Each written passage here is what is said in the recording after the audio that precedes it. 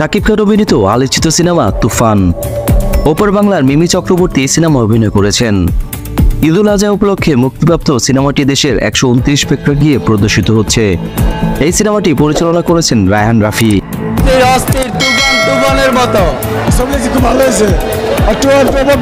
তুফান মুক্তির পর বক্স অফিসে ঝড় তুলছে। কয়েকদিন আগে টিকিট না পেয়ে প্রেক্ষাগৃহ ভাঙচুর করেছেন দর্শকরা।